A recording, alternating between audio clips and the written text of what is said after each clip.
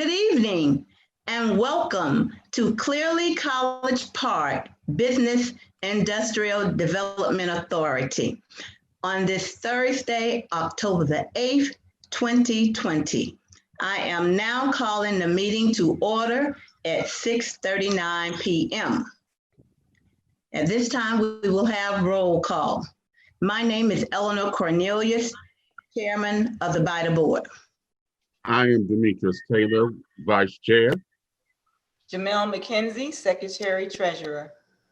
Aaron Arnold, BIDA.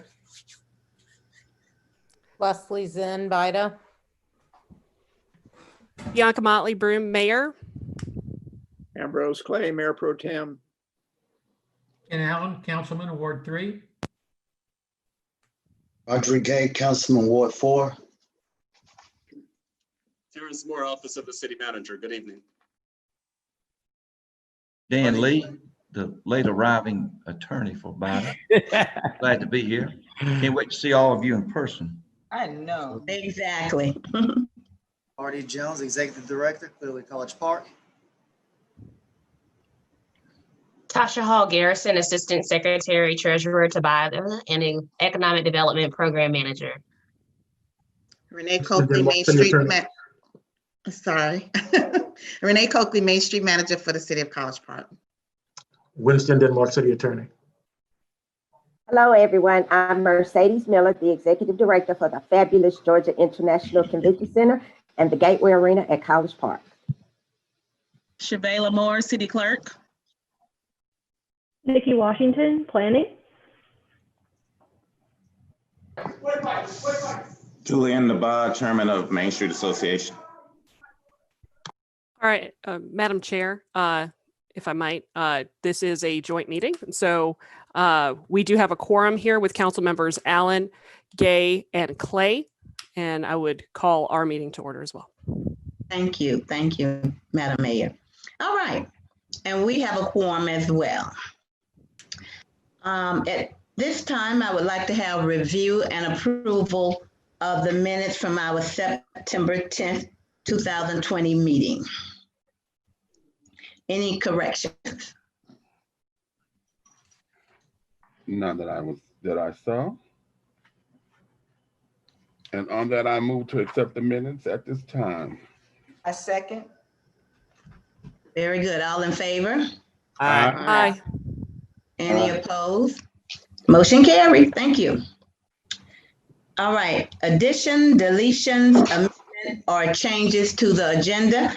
I have only one that I would like to add after new business. It will be B, Advanced Development Authority Training, called Vincent Institute of Government. I would like to add that after driving concert. May I have a motion to approve that addition? So moved. Second it. All in favor? Aye. Any opposed? All right, motion carried. Thank you all very much. The next item on the agenda is new business.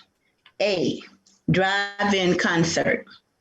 At this time, I would like to ask the executive director if we have received the proper documentation for usage of the BIDA property at the Jamestown location. All right, Madam Chair Lady, the document that you have in front of you that's a part of your packet is a document that was circulating around the community. I brought this document to BIDA's attention. This document does not bind BIDA, but as you know, for anyone to use Business and Industrial Development Authority property, the individual must first get a special events permit. That special events permit must be looked over by various department heads, such as police, fire, public works, power department. Once that process is completed, then that document would be provided to the BIDA board for consideration. At the time that this agenda was actually collected, there was no additional documentation information available that I could provide to the Business and Industrial Development Authority. That's why this document is within your packet. I have heard that there has been some information that has been circulated since this packet has been, the packet has been actually delivered to the city council members and BIDA members, but at the same time, BIDA requires that you have a 5-day lead time to look over any information. So that information was not actually provided to the Business and Industrial Development Authority Board and the City Council. I'm sorry for the long answer for such a short question. So in layman's term, what I'm hearing is that we have not received the proper documentation to move forward. Is that correct? Yes, we have not received it in a timely fashion, no. Okay. All right. So at this point, we're going to move on to item B, Advanced Development Authority Training, Carl Vinson Institute of Government. I'm going to ask the members who participated in the meeting to share some of the great information that we received this morning and afternoon. Okay. Oh, Demetrius, okay. You can go first. Okay. Well, thank you, Madam Chair, and to the citizens of College Park, and to the mayor and the council, and all of our illustrious city officials. Today's training was very valuable for us as we were learning more about economic development, and in particular, learning about manufacturing and what that entails, and how the state of Georgia is actively seeking to bring in new manufacturers for development, and so that Georgia can be the home state, or at least a governing state for a lot of manufacturing companies. What we did learn also is that due to our unique situation here in the United States of having electrical grids and advanced technology present over here, that we're absolutely looking at entertaining bids from other countries who are very, very interested in developing manufacturing facilities here within the United States. And that there is something that all of us, as far as economic development planners, are looking to further investigate, so that we can provide good, honest work and good, honest paying jobs to the citizens of Georgia.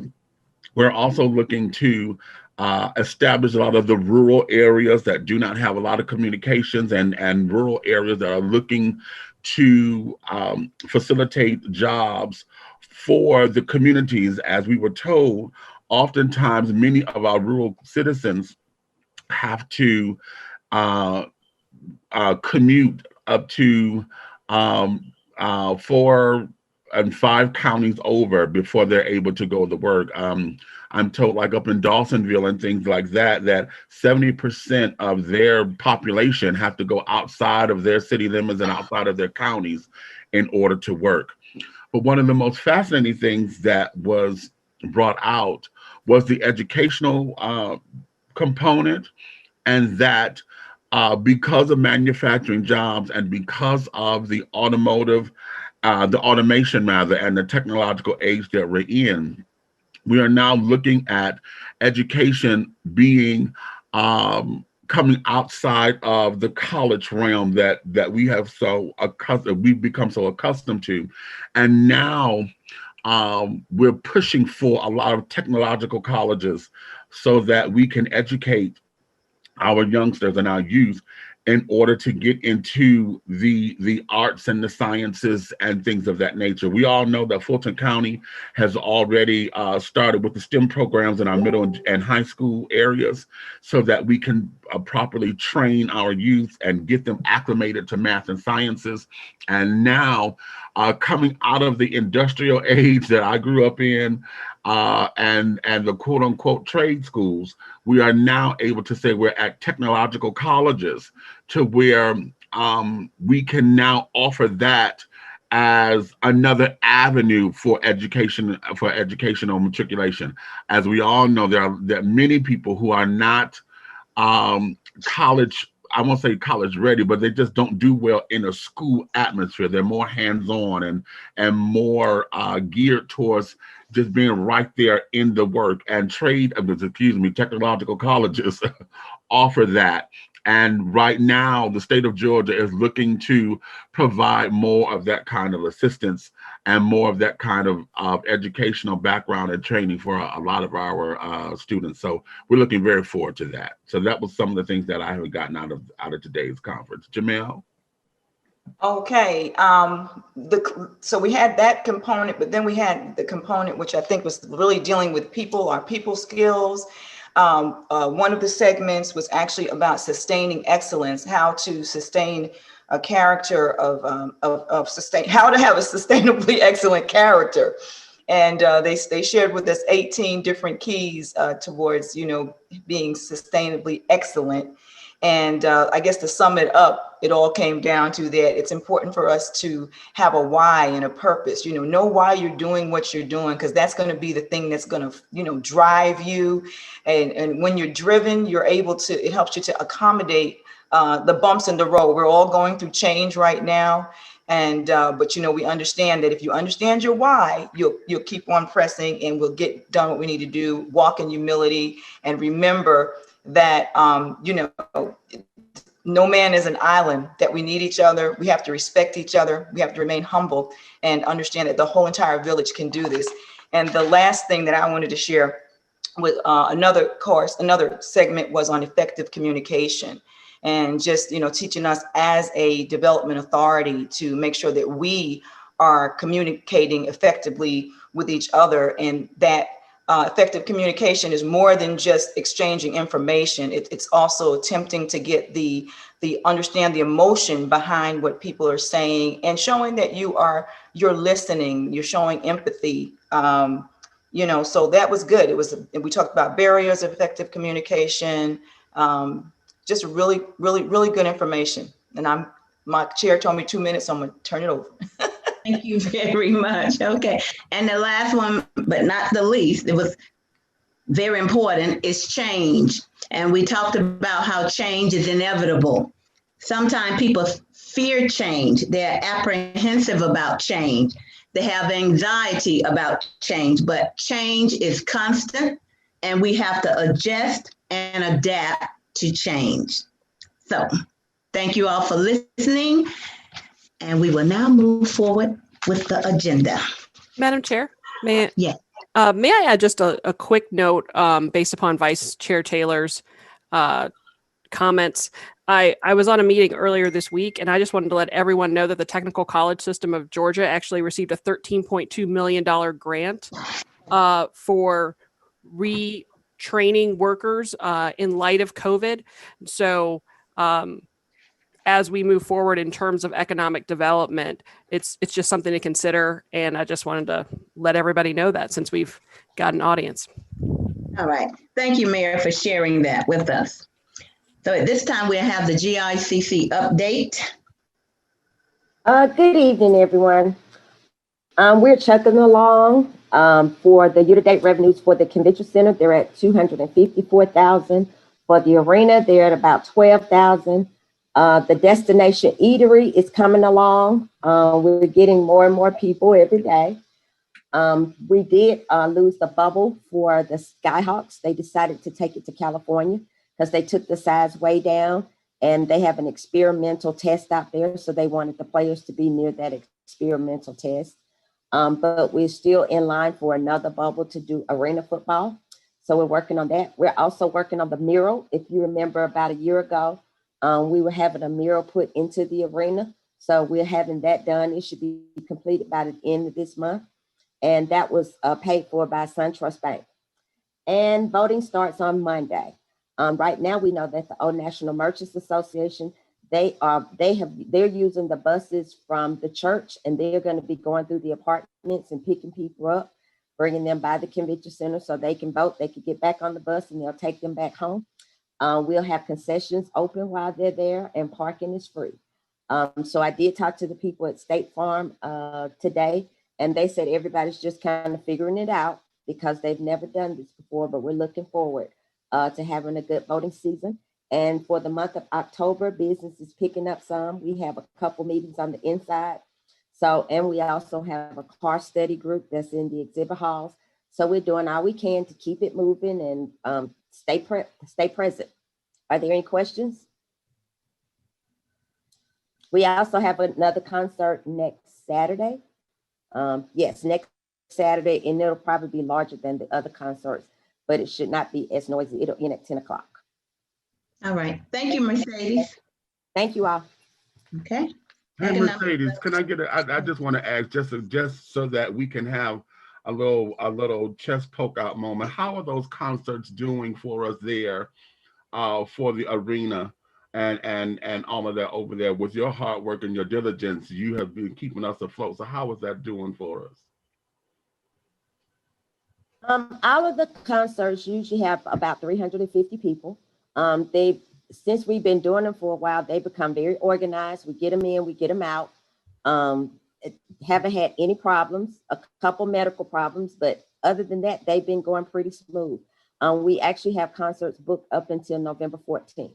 So for right now, if everybody feels comfortable outside, then we're gonna keep booking them as long as we can. Thank you so much. Thank you, Mercedes. Thank you. Mm-hmm. Economic development reports. Renee. Okay.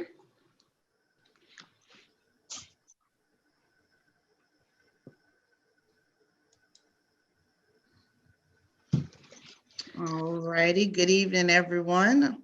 I'm going to provide the Maine and Virginia Business District report. And for September, we had 3 new businesses, ABB, which is a skincare esthetician office on Main Street, and then another attorney's office on Princeton Avenue, and then Loving Hearts Home Care and Nurse Advocate Service also on Main Street. Many of you may be aware of the banners that were put up a number of years ago before I started working for the city. Many of them have been worn or torn or misplaced from bad weather or whatever. So there are not many hanging up. So the one on the left is what's there now or what's left of them. And the ones on the right are the new banners that will be installed, hopefully starting next week. I have a meeting tomorrow with Glenn from the Power Department to discuss locations. So looking forward to those going up. Okay, also, I just wanted to include another slide on the parklets. We are still moving forward with that. We have a meeting, a wrap-up meeting with GDOT tomorrow to finalize the permitting application that they need so that we can be singing the same song. So that meeting is happening tomorrow. And then just a couple of bullet points. We had over $50,000 between the crowd fund and the city's portion of up to $25,000. CPMSA, a portion of that was the $10,000 that CPMSA put towards it. And then we had a strong community support behind the project. And Woodward, Dr. Gully has given a donation of umbrellas for the parklet. And at the bottom is still a rough schematic of what it will look like. But we also will discuss tomorrow. We will pretty much have the final company that we will be ordering from. So hopefully next week that purchase will be made. Also on this slide, you'll see, you saw the banners on, if you go back for this 1 second, Artie, the banners that are going up, we created some signage that'll go in the parklet area and it kind of mirrors the banners. So that's what those signs are to the top right of that slide. Not sure if you've driven down Main Street at night, but we finally have our lights on Main Street. This month is Breast Cancer Awareness Month. So in my attempt to have them pink, that's what they are for this month. And I'm gonna try to leave them up for the entire month. And then in November 1st, we will either go back to the soft white or we'll start getting ready for the fall. And Christmas holidays coming up. So the ability of this lighting system, we can do a number of things, have them various colors or one connected color, or they can flash, they can do a lot of different things. So I appreciate Mayor and Council again for this added security on that side of Main Street at the nighttime. My husband and I were down last Friday, and there was a lot of activity on Main Street and a lot of cars parked on that side of the street. So it is an added benefit. Renee, where is the control for that lighting? If you want to reprogram it, do you do that from your office? I have the control in my office, yes. And in the contract that we completed with the company, if we have that maintenance agreement. So, I mean, I can call them. If I call him tomorrow, he'll be out there to answer any questions or help me walk through whatever. But their cycle is to come out, I believe, twice a year, just to look at the bottom of this screen. You see the box. These boxes are, I forgot what type of steel he told me, and it is glass, but it's some kind of glass. It's not bulletproof, but it's like the next grade under that. And he said you could park a car on top of that box and it wouldn't break. So, but they do come out. It has a lock on it, and they will open it up and do whatever they need to do to adjust them or things like that. But they are LED lights, and I think it looks beautiful. But you don't have to have physical intervention at the lights to change the color or timing or anything like that. You can do that. I assume that's all automated from a control, right? I have a remote control, yes. So okay. They're on 3 different zones, 1, 2, 3. And so I have the option of making all the number 1 trees red and the number 2 trees white and the number 3 trees blue if we choose to do that. Or you can do a number of different things, but I physically have that remote. I could just program it, say, press one button, a W, and all of them will turn back white. Or there's a couple of things you have to do as far as choosing the coloring for them. But it's fairly simple. That must give you a great feeling of power. Yes, sir. It takes a while to kind of get the colors just right, but he came back and did a refresher for me on Monday. So I think I got the hang of it now. Okay, these are 2 events that we have coming up for Main Street. Main Street and Cultural Arts are working together on these 2 projects. The first on the left is a paint party. I'm not sure if you're all aware or even got to attend, but we did a spoken word night at the auditorium about a week ago. And it was a good attendance and a great event. So that will happen again later. Will happen once more before the end of the year. But next Friday, we're having a paint party. And so that's the flyer for that. And then on the right, we're having an event called Rekindle. And we're asking everyone to fall in love with downtown College Park again. It will be a plein air paint event during the daytime. And then we have an art walk with Push Arts. We'll have some of their art spaces open so people can do tours of that. And then a tour past the Parklet. Would be great if our Parklets are installed by that time. And then make their ways back down to the auditorium grounds for the plein air art experience. And then that evening, we're inviting the participants to have dinner, pick up dinner to go and have a picnic on the lawn for some live music. So that's an outdoor event we're planning. And we've already sold some tickets. So looking for a great time. All right, thank you, Renee. Yes, ma'am, and that's just a reminder of the last couple of events. Don't you have a speech contest coming up? There is a speech contest coming up as well. That is, I don't have the date in front of me. That's the Cultural Arts Council is doing that as well. And that's taking place in Conley Center. And I can try to find it. Excuse me, Renee. Tasha, can you ask James to mute his conversation? Thank you. Okay, Will do. I found it real quick. So the date for the speech is, so the subject is if I were president, I would, and it's for the youth. And I believe it's grades 3 through, I want to say middle school, but the date is October 24th from 3 to 5 p.m. And they will have refreshments, and the charge is $5. And so that's coming up as well.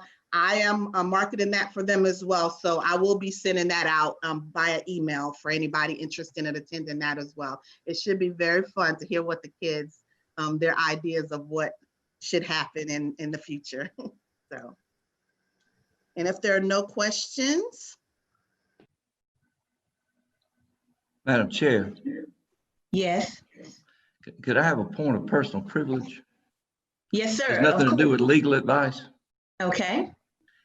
I was talking just the other day, it's on this point of speech contests.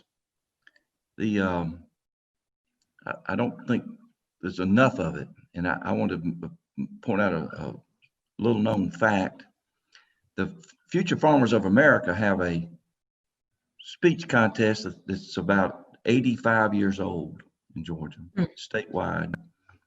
And we have the last 3 governors, the current one, the one before him, the one before him, were the winners of that contest, a public speaking contest.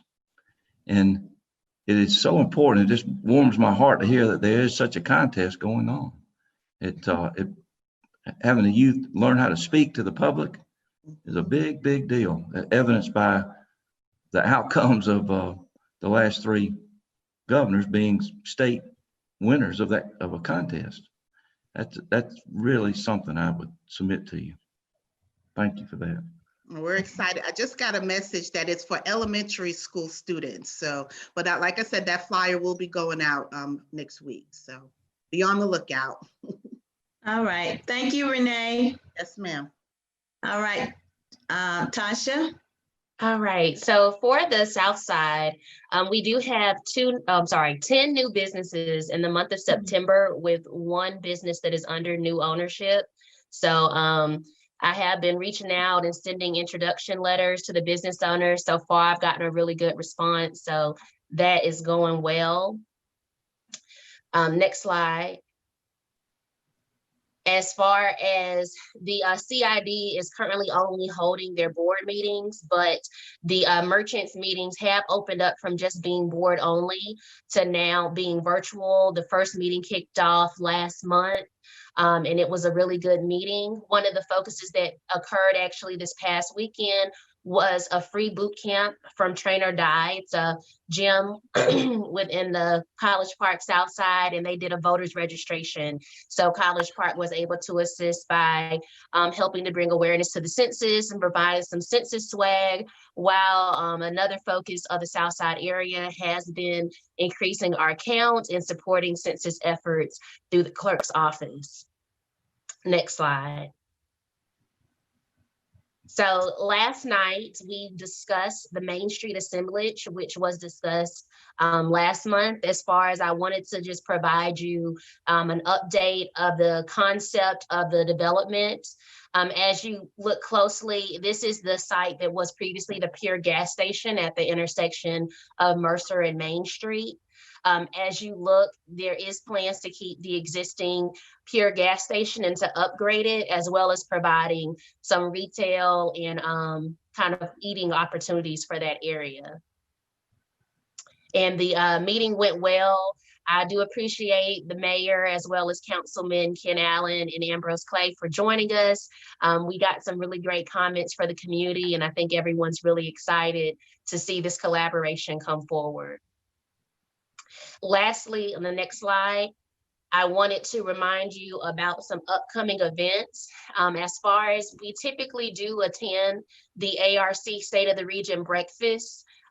Previously, it's been held at the Georgia World Congress Center, but due to COVID, they are offering an online update this year. It is from 8 a.m. to noon virtually, so please let me know if you would like to attend. November the 13th is a busy day because there are also the Atlanta area chamber, or airport area chamber of commerce is also doing their annual update that afternoon on November the 13th. So I'll be emailing you that information once received if you would like to sign up for that virtually. Is there any other questions as relates to the South Side? Okay, well, thank you all. Thank you, Tasha, for all you do. All right, Executive Director Artie Jones. Okay, one moment. Can you hear me? Yes. Okay. All right. As far as updates, the survey on the 6 West development has been completed. The only thing that's being done right now is the title work to actually accompany the survey. The Gateway Center traffic study, we're scheduled to actually have a presentation on the Gateway traffic study, and I guess most of the BIDA board members and city council members have had an opportunity to actually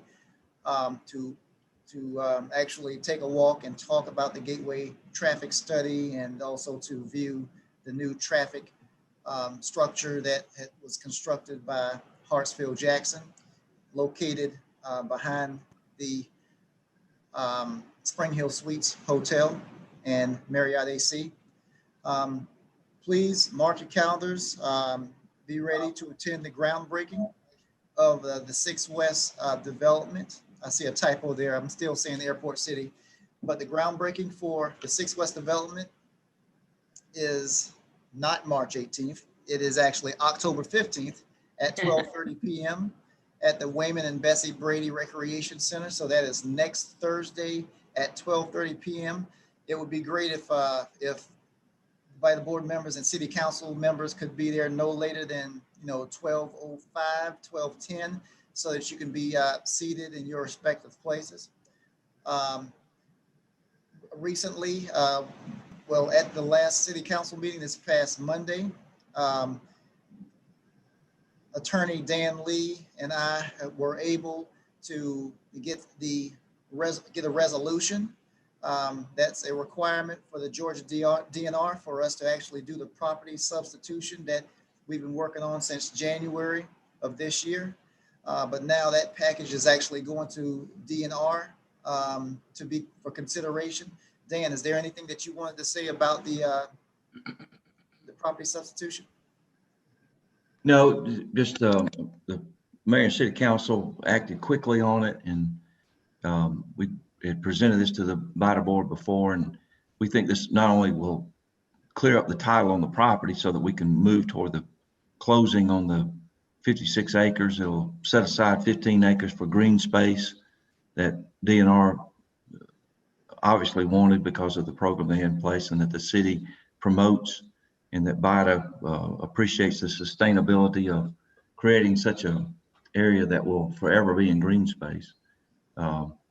It's been arduous, but I think it's going to work. DNR is excited about it.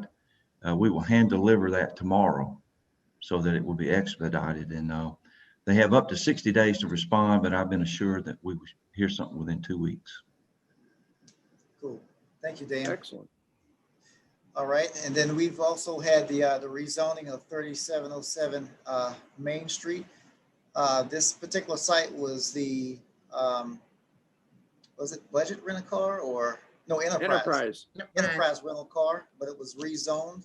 And thanks to Nicolette, who was actually on the line, and Michelle, and a number of council people and the council, city council members, we were able to have it rezoned. Now there will be able to be a convenience store, restaurant combination with gas station.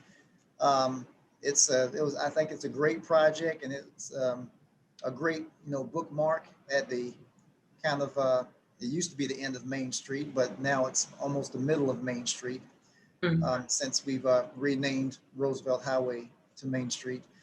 BIDA property authorization memo At the last BIDA meeting on last month, the month of September, BIDA voted to actually require that a process be put in place for the utilization of BIDA property for anything from being used as a temporary parking lot to, having a soccer game on it or a yard sale. Since that time, I have circulated a letter to all of the department heads in the city. I've copied the city council members and the BIDA members on the memo requiring that an application be completed, that application be vetted by staff, and then from that point, it would be provided to the BIDA board of directors for consideration for the use of that property. Also, if anyone is interested, the ATL Airport Chamber is having their annual meeting on October 16th. That's the Friday after the groundbreaking at 11:30 a.m. This is a virtual meeting, so if anybody is interested in attending, please let me know and we can get you registered, or you could either do it online yourself, but it's better if I do it, then I can pay for it. Like I said, it's a minimal fee of $5 or $10 if you would like to participate in the ATL Airport Chambers virtual annual virtual meeting. Are there any questions? Yes, Artie, this is Jamel.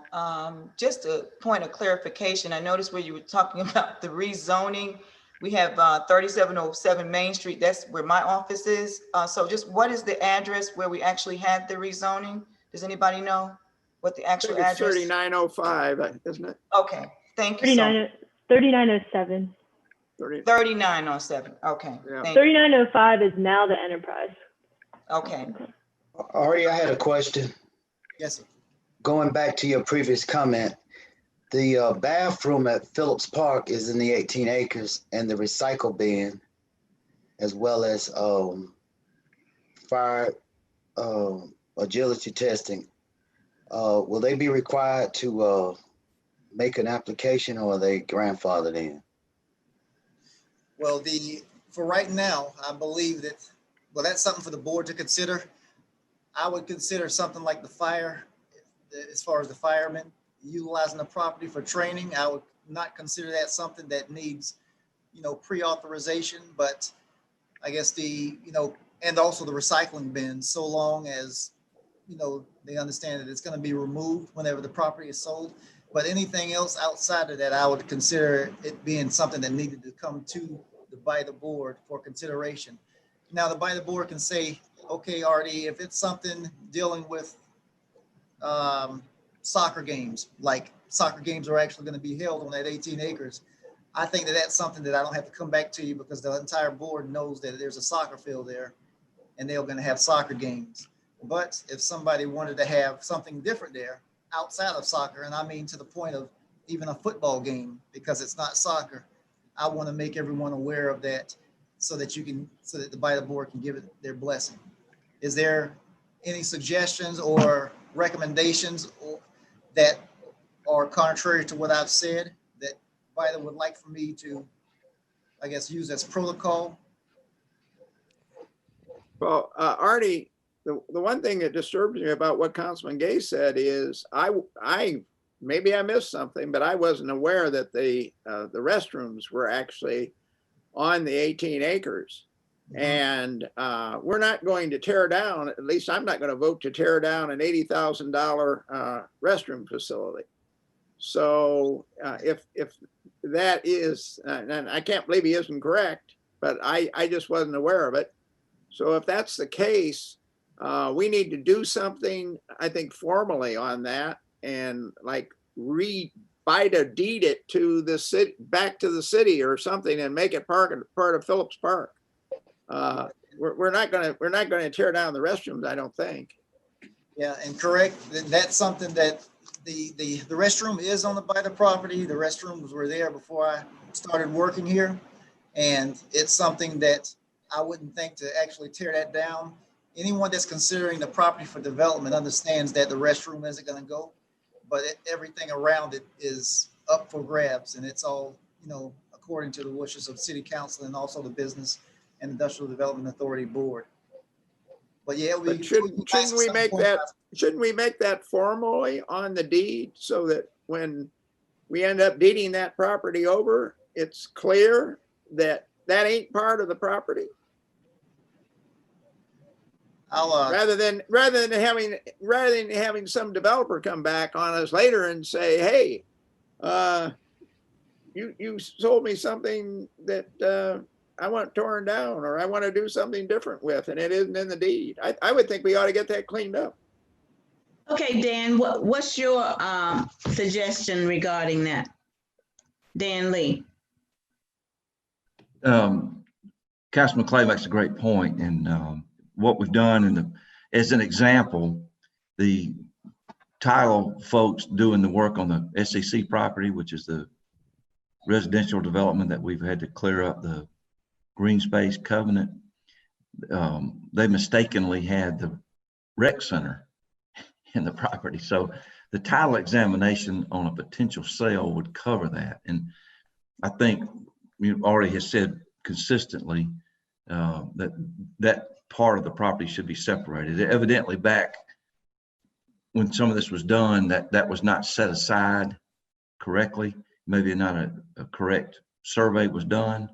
A survey of all the property, which already has, and the BIDA folks, if BIDA board is set out to do, would distinguish that. So you're exactly right. It needs to be set out either now or before title would be transferred if somebody came along and wanted to buy it. In regard to the first question, if I may, I think that it certainly makes sense if one of our departments is using the land for the training that they submit perhaps at the start of the year saying, this is going to be our schedule. Does it work with the BIDA board? Just so there are no confusions, and there is no confusion, and everyone is aware of what's going on. I was going to suggest the same, Mayor. I agree. Actually, I would go so far as to say that City Council would like to know, not to approve, but would like to know about usage that's going on the BIDA property. I agree. I believe we can. Do we need to vote to amend this? Do we need to vote on this? Is there anything to vote on? I don't know. Oh, well, if you wanted to separate it out, like Councilman Clay was saying, then you could direct the executive director to go ahead and do that. You're talking about the washrooms now. Okay, yeah. Sorry. Yeah, that part, sure. Oh yeah, the vote. That's what I meant. The washrooms. Okay. Yeah, that's what I was talking about. Sorry. So do we need a motion now to do that, Dan? It makes it clear. I think just a consensus would be the executive director can do it. Okay. On his own, but if you want to take a vote on it, it'll probably be clearer. If you want a motion, I'll make a motion. All right. I move that we direct Attorney Dan Lee to identify on the plot for the 18 acres that it does not include the washrooms that are associated with Phillips Recreation Park, and in fact that they be associated with the Recreation Park. Then I second that. All in favor? I'm sorry. All in favor? Aye. Aye. Is that everyone? Okay, motion carries.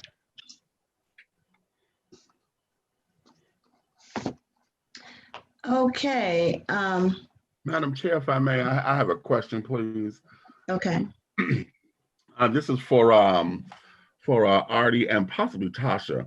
Could we just get some clarity for the citizens about the new what's it, the discount mall, or this new little discount mall that's right there in the Kilroy Plaza over there? And also, could you let us know about the other two businesses? I think I may have missed that at that last meeting.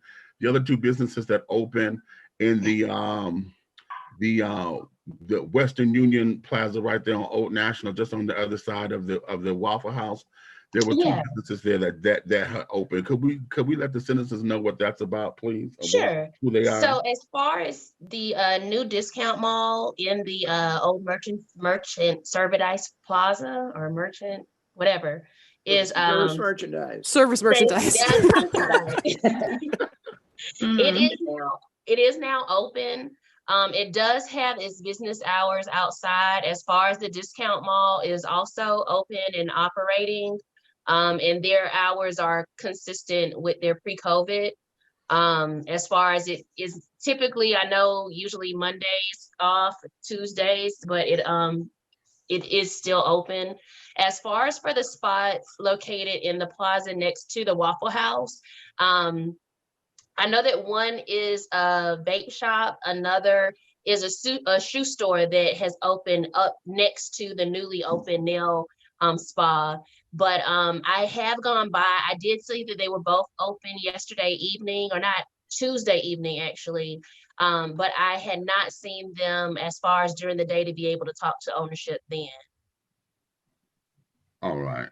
Well, thank you. I just wanted for the citizens to know who's been maybe inquiring. I know I have, to see them open, and just wanted to make sure that everybody know that we do have new businesses on the south side as well that folks may not know about. Thank you. Yes, and a lot of, I call our old national corridor the Buford Highway of the South, because there's a lot of different and very adventurous food opportunities there. So as a foodie, go check out the South. Yeah. Yes, I also wanted to, before we move on, if okay, Madam Chair, I did want to make an announcement in regards to 6 West groundbreaking. Okay. Okay, so I just wanted to let any listeners or anyone viewing to know that it is going to be available through our social media, which is 6 West CP, and that is available at Instagram, Facebook, and as far as on Twitter, you can also get there through the repost of the College Park current social media sites. But please feel free to join us so you can stay updated on all the developments as related to 6 West. Okay, thank you, Tasha and Demetrius. All right, review of updates to handbook by Attorney Dan Lee.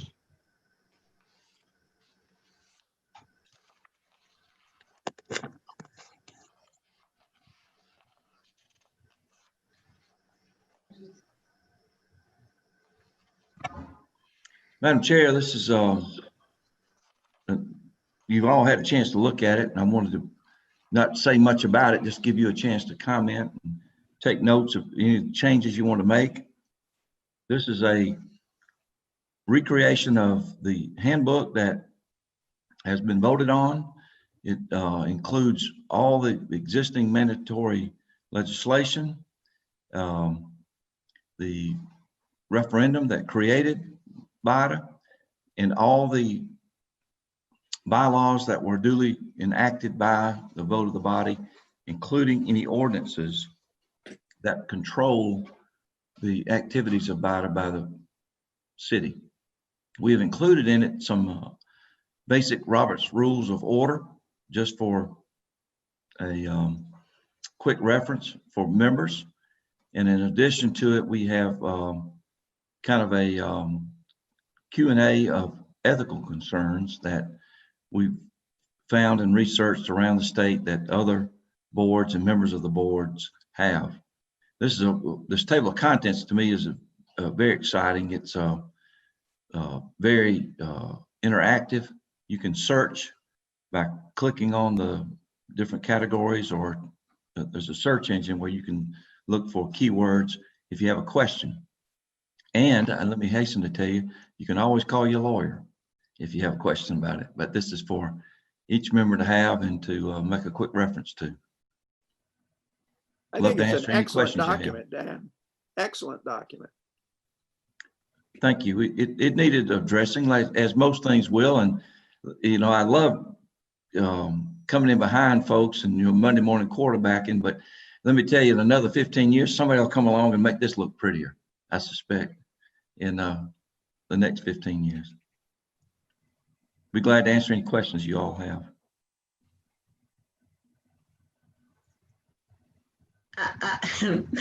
Dan, you know, we had a discussion, but maybe, do you feel that's necessary for us to have a discussion? I don't know how to answer that. If you have a question, I think it's necessary. Okay, remember when we had our workshop? And I'm looking for the item regarding the special call meeting. Right. And I believe you said we would have to vote on that to Right. make sure we. I'm sorry. Yeah, I know what you're talking about. Okay. You were concerned then that there are two ways to call have a special call meeting. One would be for the chairperson to call it. Another one would be for a majority of the board to call it. And that if the second one was used, that the notification ought to be given to the chairperson. And I think everybody agreed with that. If that's the will of the body, then you need to make a motion to change it. What you have in front of you is what the legislature, the city council, the BIDA board have authorized. And it's not for the scrivener, which is my role, to put this thing in a place where you can study it, read it, and use it to make those kind of changes. That would be a change, maybe a warranted change. But it's not in here because it's not been proposed by the body.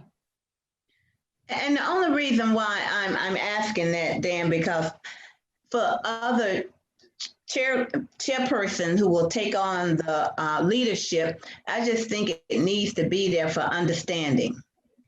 I don't disagree with you. I think it gives clarification to it, and just using the one example that we all know about it. I think it was a technical, administrative discussion that didn't allow it. But if you want to make that part of it, you need to make it. I would tell you, Madam Chair Lady, that the synopsis that was with the old handbook was something that somebody did, either the lawyer or a past director or somebody, and it was used more than the actual rules, whether it was the bylaws, the ordinances, or the legislation. And that's not the way to do this. The role of the lawyer is to give advice, but it's not to legislate. It's not to add and take away from this.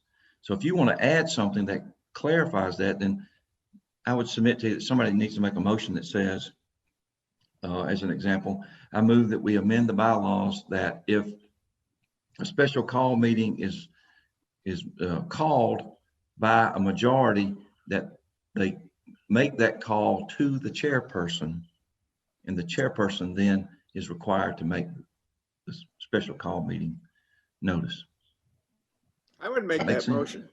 I think the chairperson should be calling the meetings, and certainly if three people called the meeting, they would, obviously the chairperson would have to know because everybody would get a notice, but just simple courtesy would dictate that the chairperson ought to have the opportunity to call the meeting, and would normally call the meeting on her own or his own. So whatever is necessary to do to clean that up, I certainly support that. I'll move to have that changed. I second. I'll second that. Okay. Commissioners, and I second. All in favor? Aye. Aye. Any opposed? Motion carried. Thank you very much. This is for the future chairperson. We'll bring this back next meeting where you Okay. vote and And circulate Dan, it prior to. Dan, I have a question as well on packet page 28. And I mean, I guess it's mentioned as well, packet page 18, but in 28, it seems like we get a little bit more in depth, I guess, based on the bill that was to be entitled as an act, section 1. I just want clarity because in our handbook, we still don't, we do say we're number one, the mayor of the city of College Park or his designated member from city council should be on the, is one of the persons on the BIDA, and then the mayor pro tem.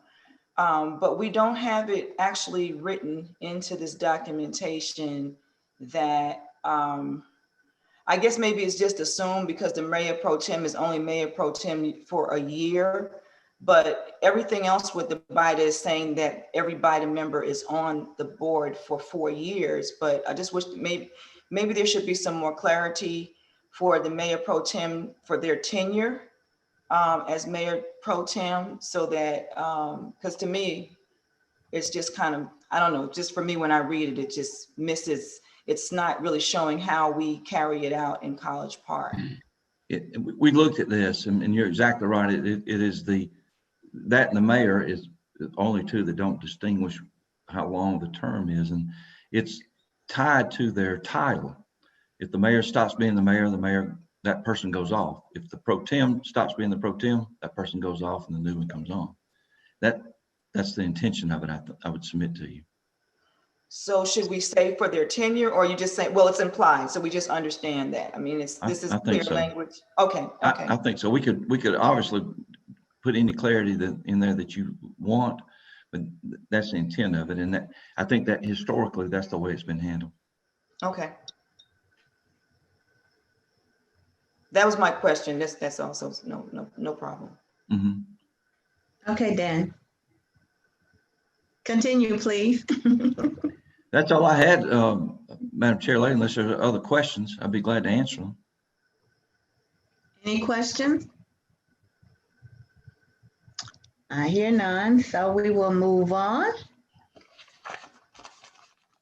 May I have a motion to go into executive session to discuss real estate and possible litigation?